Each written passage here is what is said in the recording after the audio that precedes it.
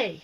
I was reading a magazine today, and it reminded me of some of the things that we used to do in kindergarten, making prints. So if you're having trouble finding printmaking tools around the house, here's some pretty fun things you can use. I don't know if you've ever done this. When I was a kid, we cut potatoes. So I took a simple potato, a little paring knife, and I made some cuts. This one is an initial. If you're going to cut a letter, make sure that you cut it in reverse, because as you look at it, that's how you want it to show. But when you turn it upside down, it's going to be backwards. Fortunately, this is a K, so if I turn it around, it's backwards. I have this a margarine tin for a palette, but it's a little bit too deep. So you can just put a little paint on a spare piece of paper, dip your potato, and look at that. A really super simple print. It's a potato.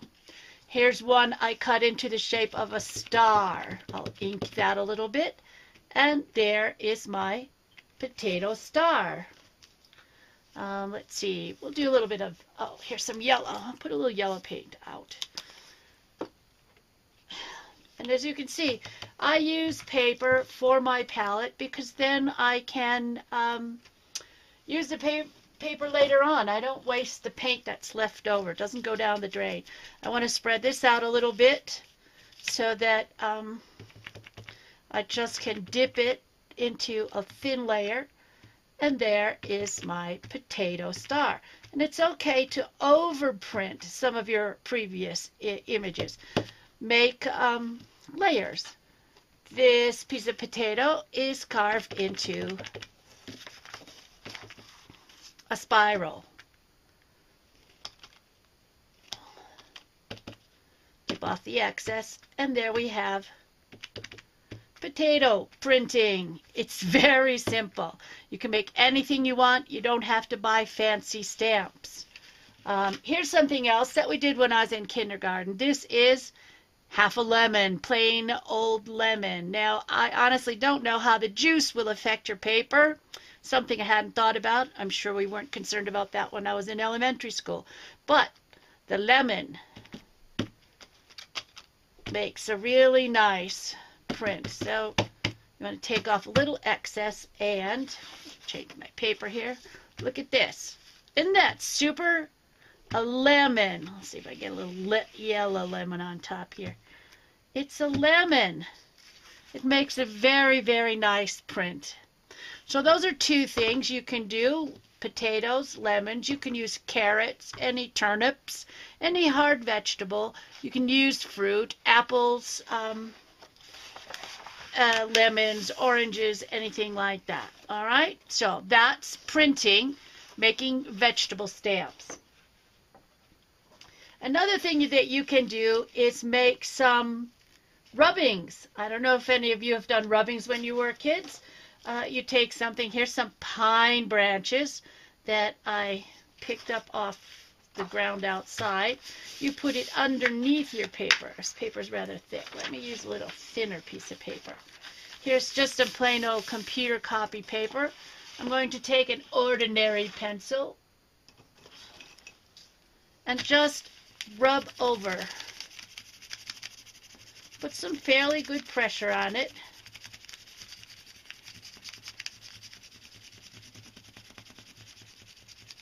So you get a lot of that graphite. I don't know if this shows up on the video, but there it is. You can see the outline of my piece of pine tree. You can look for strange and unusual things. Here is a piece of a computer or a calculator from one of my kids. It broke, so I took it apart. I probably used the little buttons for something else, but let's see how that looks. I'm going to put it underneath my paper and use my pencil on the side. Oops. And use fairly good pressure and the side of your pencil, and look at that. Oh, that makes a very nice grid image.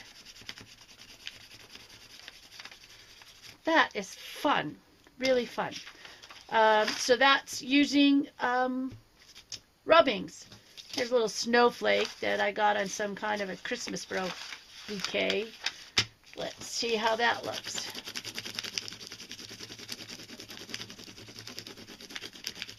I want to hold it down a little bit so it doesn't slip around. Be sure you go around the edge, get it all.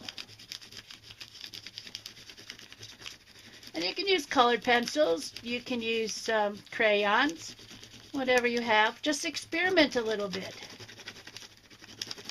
The more lead you put on it, the more detail you get. Well, there's kind of a funny little snowflake. Textural elements. Something else you can do is finding things with raised surface. Here is a piece of corrugated paper. It came off of soap from some fancy hotel. You can also use the sleeves from coffee cups, the things that you put on at Starbucks so you don't burn your fingers. And just go ahead and paint a little paint on them so that you just paint the ridges on the surface.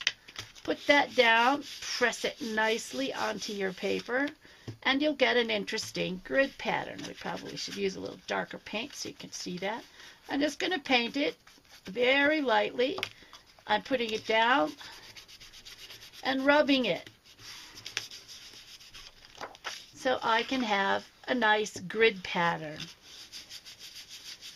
So anything that has some texture to it is a good candidate. Here's another fun thing I remember. You can take an ordinary tin can. You can wrap it with string, or as I have done, I have put some rubber bands on this one. I'm just going to lightly paint over the surface. And you can also roll it in your paint, but this for me, I use less paint this way. It's not as messy. I mean, everything's messy. I tend to get a lot of messy in my studio. Now, when you are printing like this, you want a soft surface. You don't want it on a hard table because that doesn't work really well. So put some other pieces of paper underneath it to make a little bit of cushion. Fabric works as well. If you want to make yourself a printing board, you can put fabric or layers of paper towel. Here's my tin can. I'm going to roll it. And you'll see that only the lines where the rubber band was around the can, that's all that's showing up. I'll print over it with some other color so you can see how this looks. Here's my yellow brush. There's the rubber bands. You can see they're kind of coming out in relief here. Of course, this is mixed, so it's going to be orange.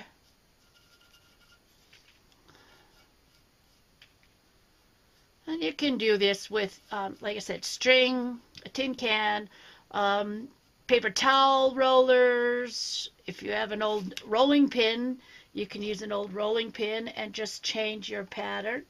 There you go. It gives me kind of like a tattersall. If I go this way, I have an interesting plaid texture on my paper. So look around the house. You got an old-fashioned potato masher, that works. Cardboard, you can lay your tape on pieces of cardboard, cut your potatoes, cut your lemons. And let's try some stamping. This is stamping and printmaking tools that you can find at home. Have some fun.